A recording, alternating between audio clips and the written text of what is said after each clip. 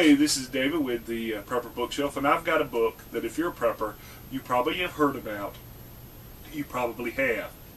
If you have not done either, here's a good chance to do both, right? Cooking with Home Storage by Peggy Layton and Vicki Tate. And let me just tell you, Peggy Layton and Vicki Tate are very well known in the food storage realm, right?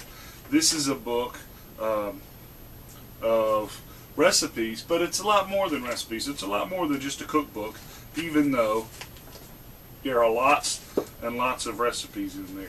But it talks about, you know, emergency baby formulas, emergency baby food, poisonous flours that you shouldn't eat, flours that you can eat, survival bars, wheat gluten,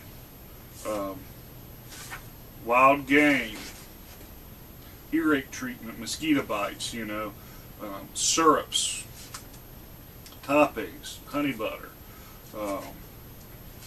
pies and pastries and snickerdoodles and all sorts of things like cream cheese or whipped topping or sour cream or how to make sweetened condensed milk. You know, things that you can make out of your home storage, things that are shelf stable that you can use to make other things. You know, not a lot of places can you find out how to take powdered milk and turn it into something that is tasty. You know, how to make cheese from powdered milk, or how to, you know, make whipped cream out of powdered milk. And this book does it. Great, great, great book. And a lot of times when I look at what food to buy, I'll get this book and recipe books like it, and I'll look to see what can I make out of that. You know, what's on sale. You know, what you get at a group buy at Emergency Essentials. And before I get, you know, a case of dehydrated, freeze-dried carrots, you know, I try to find some recipes that I can use with freeze-dried carrots, right? And if I like enough of them, you know, I'll get it. Because just because something's on sale doesn't necessarily mean that it's a good deal. And this book is a very, very useful book to have, very, very useful book to go through and make.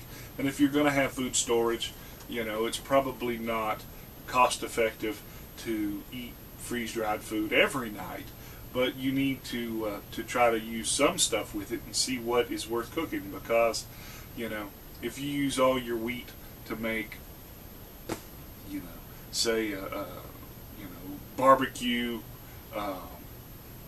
gluten, right? You find out that you absolutely hate it, but that's all the food that you had allotted for that day because it's a big catastrophic disaster. You know, what are you going to do? You're going to eat tomorrow's food, or are you going to go hungry, or are you going to choke it down? So it's a lot better to do it now where stuff is easy to replace. And you know, this book gives you some great tips and great recipes. So I wholeheartedly recommend this, and I think you ought to get one.